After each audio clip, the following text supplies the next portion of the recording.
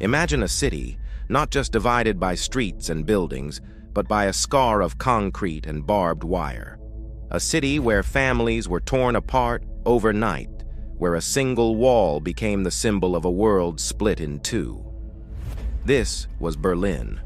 For nearly 3 decades, the Berlin Wall stood as a cold, gray monument to division, a physical manifestation of the Iron Curtain that separated East from West.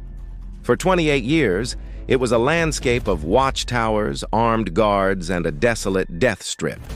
Crossing wasn't just illegal, it was often lethal. Brothers couldn't see sisters, parents were separated from children. The wall was more than just a border. It was a daily, brutal reminder of a fractured world, a prison wall disguised as a national boundary. The West represented freedom and prosperity, a world of colorful advertisements and bustling streets. The East, under the German Democratic Republic, or GDR, was a state of surveillance, limited choices, and the ever-present watch of the Stasi, the secret police. The contrast was stark, and the wall was the line where these two opposing worlds collided. But even the most imposing structures can be eroded by the human spirit. By the late 1980s, cracks were appearing not just in the wall, but in the very foundation of the Eastern Bloc.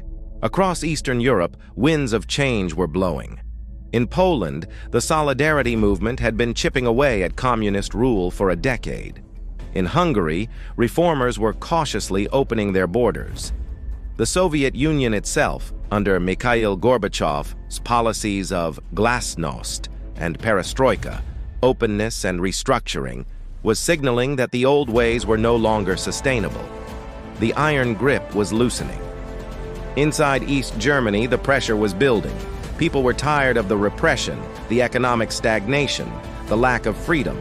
They saw the prosperity of the West on their television screens. They heard stories from those who had managed to escape. Protests began to swell, starting in Leipzig with the Monday demonstrations.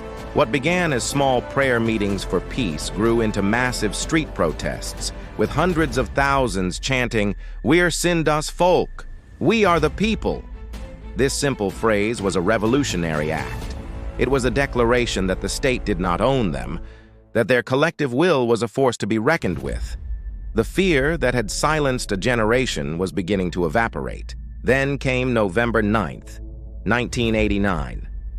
A day that started like any other but ended in history books. That evening, a mid-level East German official named Günter Schabowski held a press conference.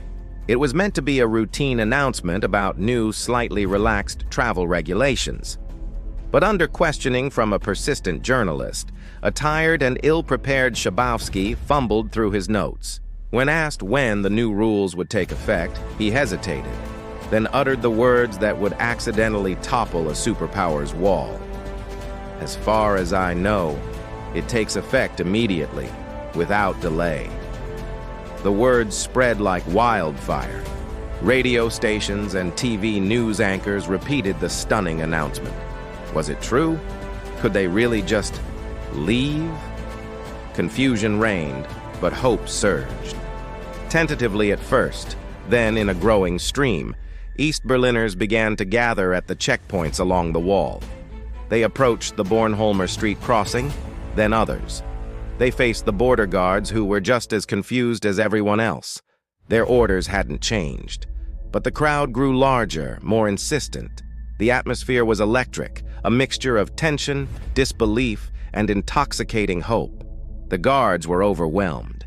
They had no instructions to shoot, but no instructions to open the gates either.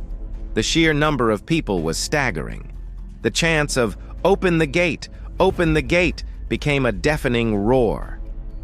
Finally, just before midnight, at the Bornholmer Street checkpoint, Lieutenant Colonel Harold Jaeger, facing an impossible situation and receiving no clear orders from his superiors, made a history-altering decision.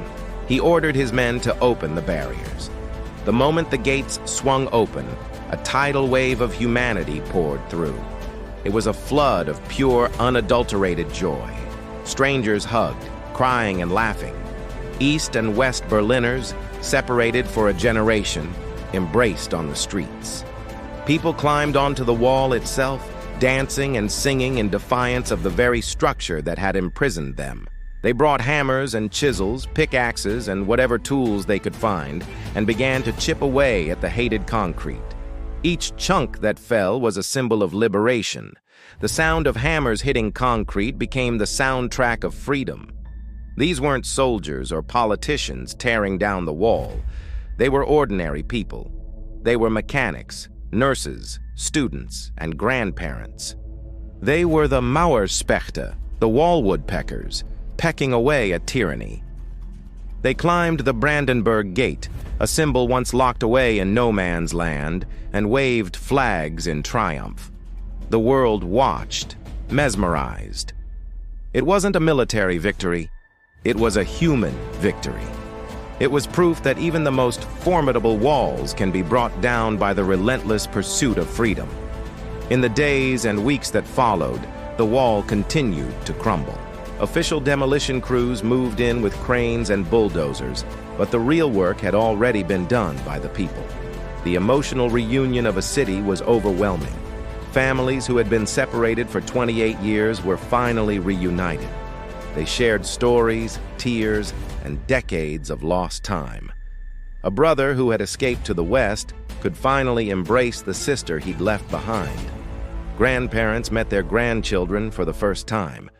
The scenes were deeply personal, yet universally understood. The fall of the Berlin Wall was a seismic event that reshaped the world. It signaled the end of the Cold War, a conflict that had kept the world on a knife's edge for over 40 years. Within a year, Germany was reunified. The dominoes of the Eastern Bloc fell one by one, and the Soviet Union itself would dissolve soon after. The map of Europe was redrawn, not by war, but by the will of the people. Today, only fragments of the Berlin Wall remain, standing as memorials and reminders. They are covered in art, testaments to the triumph of creativity over oppression. They remind us of the cost of division and the incredible power of unity. The story of the Berlin Wall is not just a story about concrete and politics. It's a story about the unshakable human desire for connection, for liberty, and for the simple right to be free. It teaches us that no wall is forever, and no night is so dark that it can't be broken by the dawn. Thank you so much for watching this journey back in time with us. If this story moved you, please consider liking this video and subscribing to our channel for more deep dives into the moments that shaped our world. We'd love to hear your thoughts in the comments below. See you next time.